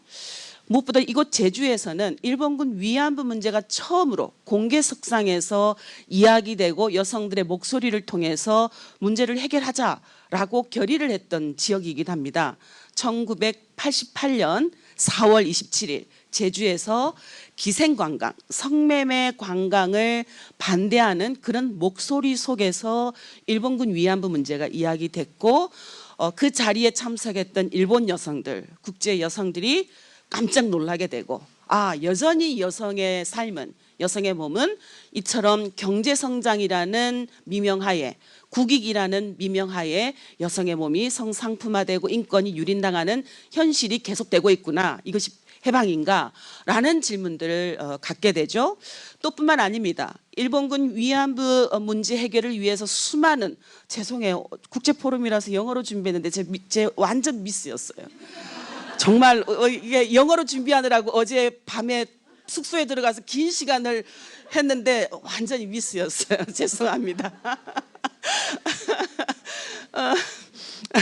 일본군 위안부 피해자들이 30여 년 동안 이 운동을 펼쳤어요. 숫자들 이런 거 다 이해하시죠, 그죠? 뿐만 아니라 전시 성폭력 문제를 해결하기 위한 피해자들의 노력, 국제사회의 노력이 그동안 계속되어 왔습니다. 그러나 여전히 우리는 알고 있죠. 여전히 피해자들은 거리에 서 있고요. 무력 분쟁 지역의 성폭력 피해자들은 내가 피해자라는 인식도 제대로 할 수가 없습니다. 미얀마 로힝야족 여성들조차도 로힝야족으로 태어났다는 것 때문에 제노사이드를 넘어서서 성폭력 피해를 그냥 태어나면서부터 내가 여자이기 때문에, 딸이기 때문에 그런 삶을 직면하고 있고, 그럼에도 불구하고 그 사회 내에조차도 여성들은 제대로 인권 회복 조치를 받지 못하고 있는 상황입니다. 우리가 잘 알고 있는 베트남의 미국 전쟁에서 한국 군인에 의해서 성폭력 피해가 있었습니다. 민간인 학살 피해도 있었던 거 우리가 다 알고 있어요. 근데 민간인 학살 피해는 그 사회에서도 이야기되고 한국 사회에서도 이야기되고 사과하고 반성하는 이야기가 되고 있죠. 근데 성폭력 피해는 여전히 금기시되고 있습니다. 저희가 정대협이 나비기금을 만들어서 베트남의 성폭력 피해자들을 지원하기 시작했는데 한 4년 전부터 정대협 베트남 피해자들 만나지 말아라. 베트남 사회가 우리에게 그렇게 이야기하고 있어서 굉장히 생명을 걸고 베트남 성폭력 피해자들을 지원하는 그런 운동까지 지금 하고 있는 상황입니다. 74주년이 지났지만 피해자들은 일본군 위안부 피해자들은 여전히 아직도 우리는 정의를 원한다라고 요구를 하고 있는 상황이고요. 또 뿐만 아니라 74년이 우리가 전쟁이 끝난 지 일본으로부터 해방된 지 74주년이 되었지만 여전히 피해자들은 아직 우리는 해방받지 못했습니다라고 이야기를 알고 있습니다. 넘어갈게요. 여성들이 5분 고맙습니다. 그런데 이 일본군 위안부 문제를 해결하기 위한 운동은 사실은 이 사진이 제주도에서 열렸던 심포지움이고요. 이 자리에서 윤종옥 선생님이 동시대인으로서 또 또 이화여대 교수를 하면서 본인이 스스로 조사 활동을 했던 것을 답사 보고하는 자리를 갖습니다. 이 자리에서 그 문제가 싹트기 시작하고요. 이런 운동이 또 민주화 운동, 여성 노동 운동, 여성 인권 운동을 적극적으로 이끌어 왔던 진보적인 여성 운동이 함께 이렇게 결합하면서 정대협을 발족을 시켜요. 그 얘기는 뭐냐? 일본군 위안부 문제를 역사 속에서 배워서 쭉 왔던 것이 아니라 현재 살고 있는 여성들의 삶에서 우리의 현재 자리에서 과거도 계속되고 있었구나. 이 재발이 계속되고 있다는 것. 왜 여성에 대한 폭력은 중단되지 않고 계속 또 다른 그런 범죄를 만들어내고 있는가. 그 시스템, 그 구조적인 것이 변화되지 않으면 그 범죄를 만들어내는 제도가, 문화가, 우리 사회가 구조적으로 변화하지 않으면 이 문제는 해결되지 않는다라는 인식을 어쩌면 이때부터 하게 되었습니다. 그런데 이 여성들의 운동을 기폭적으로 발전시켜준 것이 누구였느냐? 바로 피해자의 미투였습니다. 김학순 할머니께서 죄송합니다. 김학순 할머니께서 1991년 8월 14일에 내가 피해자였다라고 목소리를 내게 되고요. 이 김학순 할머니가 미투를 하게 됐던 과정은, 계기는 여성들의 운동이었다고 생각을 합니다. 그러니까 여성 운동이 있었기 때문에 위드 유가 되어서 피해자의 미투가 만들어졌다라고 생각을 하고요. 이 김학순 할머니의 미투는 수많은 한국에 숨어 있었던, 침묵하고 있었던, 아니 침묵을 강요받았던 피해자들이 미투를 하게 되는 위드 유가 되었다라고 저는 생각을 합니다. 그것은 북으로 넘어가서요. 지금 현재까지 남쪽에서는 240명, 북에서는 219명이 내가 위안부 피해자였다라고 확인이 됐고요. 그중에 지금 물론 북에는 생존자가 아무도 없습니다. 남쪽에는 이제 겨우 21분이 살아계십니다. 그 피해자들의 미투는 중국으로, 타이완으로, 네덜란드로, 호주로, 세계 각지로 나도 피해자였어 라고 목소리를 내게 되는 거죠. 이 피해자들의 목소리는 다름이 아니었습니다. 우리는 성폭력 피해자다. 일본 정부는 인도에 반한 범죄를 저질렀다. 우리에게 사죄해야 된다. 배상해야 된다. 그러니까 우리는 금전적인 돈이 아니라 배상받을 권리가 있다라는 목소리를 내면서 싸웠죠. 그리고 그 피해자들의 목소리는 세대를 넘어서서 계승되기 시작합니다. 20년, 25년, 26년 그렇게 되다 보니까 이젠 피해자들이 돌아가셔도 미래 세대들이, 중학생, 고등학생들이 우리가 피해자들의 기억이 되겠습니다라고 하는 운동을 하고 있고요. 유엔에서도 이러한 여성들의 일본군 위안부 피해자들의 운동에 대해서 이와 같이 극찬을 합니다. 자꾸 제가 못해서. 여성을 위한 배상 운동에 있어서 가장 조직적이고 잘 문서화된 운동이 바로 일본군 위안부 문제이다. 이건 2010년에 라시다 만주 여성폭력문제특별보관의 보고서인데요. 그들은 배상 영역에서 여성에 대한 무시가 가장 잘 드러낸 내가 일본군 위안부 피해자 문제다라고 얘기를 하는데, 즉 배상 영역에 있어서도 이 피해자들이 아직도 배상을 실현하지 못하고 있는 것, 그건 역시 여성의 전체 일반적인 문제다라는 이야기를 이 여성이 하고 있습니다. 근데 저는 어디에서 희망을 찾고 싶으냐? 바로 이 나비연대, 나비운동에서 찾고 싶어요. 2012년 비로소 우리는 어떤 것에 직면하게 되느냐? 일본군 위안부 문제를 해결하기 위해서는 한국의 사회도 가부장제적인 구조에서 바뀌어야 되고, 세계에서 전쟁을 계속 생산해내는 이 구조도 바뀌어야 된다. 그게 바뀌지 않으면 전쟁도 끝날 수가 없고 위안부 피해자들의 고통도, 전시성폭력 피해자들의 고통도 멈출 수가 없다라고 해서 나비기금을 만들었고요. 그 나비기금이 콩고로, 우간다로 드디어는 우리 마고쌤 아까 얘기했던 한국 내의 구조적인 폭력, 미군 기지촌 문제, 또 성매매 피해자들과도 함께 연대를 해서 지금까지 나오고 있습니다. 그게 이 구도로 해석할 수 있을 것 같아요. 피해자들에게, 성폭력 피해자들에게, 혹은 다시는 이 땅에 전시 성폭력 피해가 재발되지 않기 위해서는 단지 가해자의 책임 인정과 반성만 있어서는 절대로 안 된다. 그거는 우리 사회가 성폭력을 조장해낸 사회가 되지 않을 때 이게 가능하다라는 것.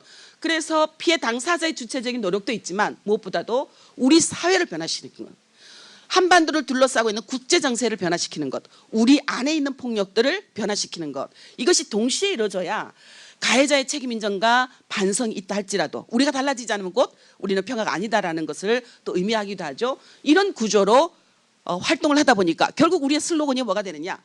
모든 피해자들과 함께 평화가 될 수밖에 없습니다. 일본군 위안부 피해자들만이 평화가 아니라 베트남 피해자들도 평화, 콩고, 우간다 모든 피해자들이 평화롭게 살아야 된다. 이것이 인정받기 시작했어요. 세계 여러 기구들에서 할머니들을 영웅으로 여러분들 우리의 희망이다라고 이야기를 하기 시작했고요. 이 책자는 뭐냐면은 AFP 통신하고 국경 없는 기자에서 김복동을 세계 100인의 영웅에 선정해서 책자로 발간을 했어요. 이게 2015년입니다. 이런 일들이 있기 시작했어요. 그러나 여전히 설명하지 않겠습니다. 네, 여전히 설명하지 않겠어요. 어떻게 할 것이냐? 피해자들이 걸어왔던 대로 연대가 가장 큰 희망이다라고 생각을 합니다. 피해자들과의 연대. 그런데 어떡하죠? 이 영상이 굉장히 중요한데 콩고와 우간다, 코소보에서 전시 성폭력 생존자들이 한국의 피해자들에게 보낸 영상입니다. 김복동, we love you, grandma. We are your children. Thank you.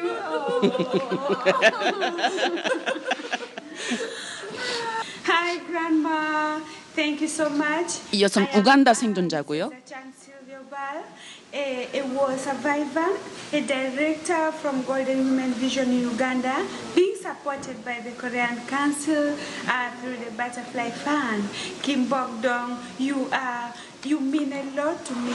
You mean a lot to the world. You are an example, as I said, Kim Bok-dong. So people in the Republic of Uganda loves you so much. They also send you greetings. They said, as you are celebrating this harmony, 계속 이어지는데요. 네, 안 보셔도 될 것 같고요. 하나만 지적하자면 코소보의 생존자가 이런 얘기를 합니다. 뒤에 나오는데 자기가 코소보 내전에서 성폭력 피해를 입었는데 나라에 돌아가서 자기가 한 번도 그런 성폭력 피해를 입었다는 얘기를 할 수가 없었대요. 근데 작년에 저희 8월 14일에 저희가 그 여성들을 초청을 합니다. 그때 김복동 할머니와 기로노 할머니 만났어요. 드디어는 코소보에 가서 자신이 코소보 내전에서 성폭력 피해를 입었다라는 증언을 하게 됐고요. 지금 굉장히 열심히 싸우는 생존자가 되고 있습니다. 이 여성입니다. 네, 고맙습니다, 여러분. So I thank you for that. I was able to speak in public for the very first time. 임미영 선생님 감사합니다. 전부 다 알아들었기 때문에 설명하지 않고요. 그다음 마지막 저희 토론자이지만 작은 발제자인 권기숙 선생님을 소개하겠습니다. 선생님은 탐나문화연구원의 특별연구원으로 계시고요. 지금 제주도에서 계속적으로 이제 제주 여성에 대해서 연구를 해왔고, 그리고 지금은 4.3을 비롯해가지고 이제 해병대부터 시작을 해병대, 기억의 정치, 굉장히 많은 이 전쟁과 제주에 대한 역사를 지금 연구하고 있습니다. 선생님 부탁합니다. 네.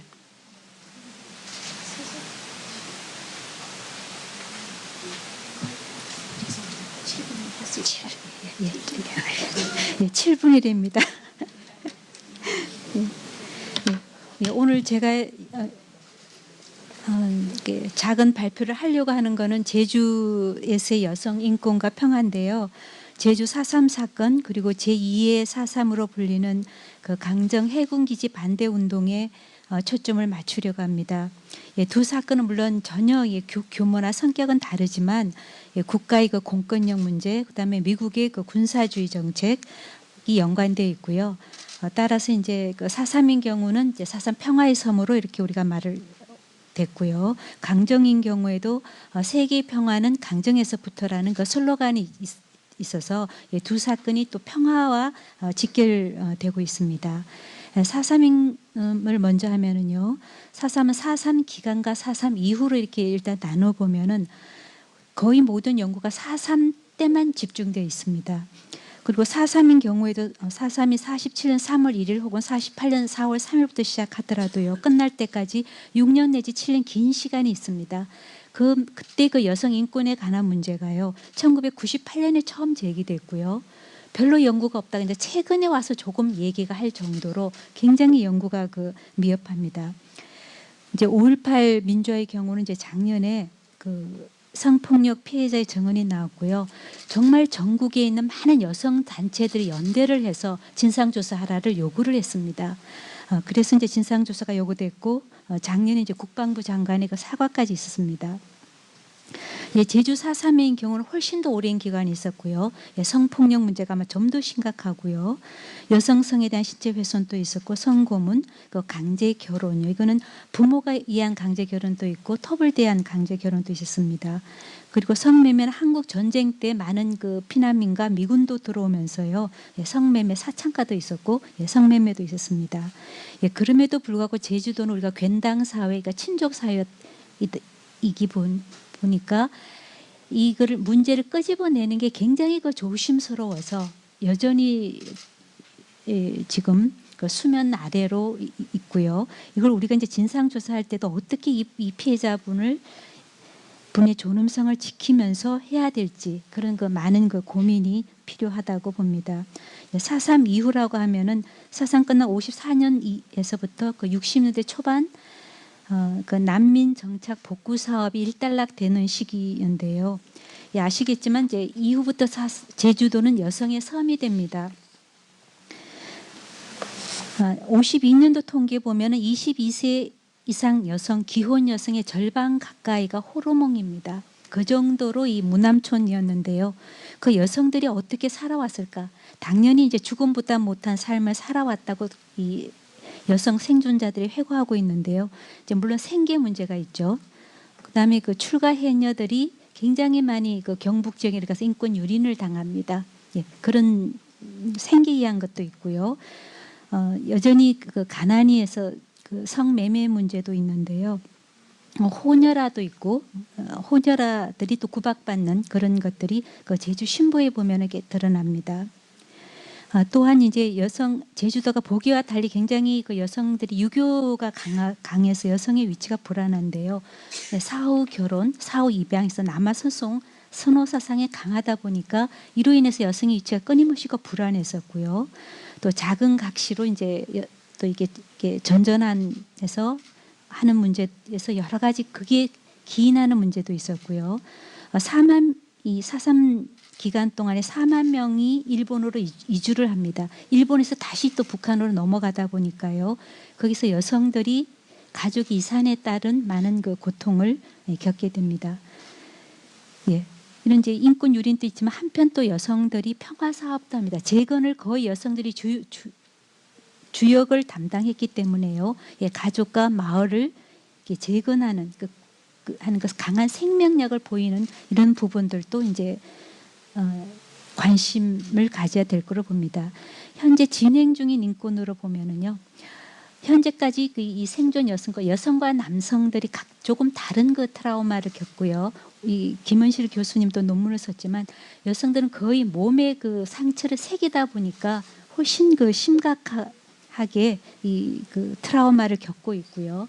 또 4.3 유족들도 이게 연구에 하면은 4.3 생존자들이나 이 유족들이 겪는 트라우마가 전국에서 제일 높다 그래요. 그리고 5.18 생존자보다 몇 배가 더 높다고 그래요. 이건 현재 진행형이고요. 그다음에 그 자녀 세대들도 그 트라우마가 당연히 이어져서 자녀 세대까지 이어지고 있는데요.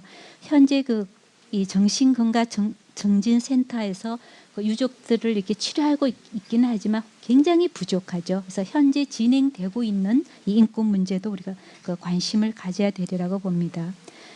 예, 강정으로 넘어갔어요. 강정이 2007년 때 시작해서 벌써 12년째입니다. 그래서 해군기지 반대 운동이 일어나면서 동시에 생명평화 운동도 시작이 됐고요. 주민뿐만 아니라 평화운동가 시민단체 그리고 국내외의 많은 분들이 여기에 참가하고요. 여성들도 이제 참가했습니다. 2015년도에 강정마을회가요. 더 신 맥브라이드라는 평화상을 받았습니다. 굉장히 이제 권위 있는 평화상 중에 하나고요. 오키나와 그 해군기지 그 반대 운동이 2017년도에 상을 받았습니다. 그러니까 무려 2년 전에 이미 할 정도로 이게 평화 운동을 하고 있고요. 해군 기지가 지금 설립이 됐죠. 2016년도에 설립이 돼서 반대 운동은 안 하지만 여전히 그 평화 운동에 대한 운동은 지속이 되고 있습니다. 예, 반대 과정에서 여성 참여자들이 연행 과정에서 그 인권 유린이 있었고요. 그러니까 유명한 그 엔지 자이트라는 유명한 분들은 이렇게 신문에 좀 나요. 구타를 당했다거나. 근데 그 외의 분들은 잘 나지도 않고요. 2017년도 강정 마을에 의한 기자회견에 의하면 현재까지도 여전히 그 평화운동에서 욕설 하고 협박을 하고 카메라를 촬영하고 SNS 계정을 확인하고 그런 것이 현재도 진행 중인데 잘 알려지지가 않고 있는 거죠. 현재도 이제 그 일부 여성 활동가가 여전히 남아 있고요. 그 수녀분들, 그 종교계 여성들이 아침에는 백배를 하고 이제 12시는 평화 미사를 하고 이런 활동들이 이어지고 있음에도 불구하고 그 100대 사진 강정 그에 대한 100대 사진 여성의 모습이 없다. 이건 제가 한 건 아니고요. 한 여성 평화 활동가가 100대 사진에 있는데 그 여성 평화 활동가 한 사진도 없더라는 거죠.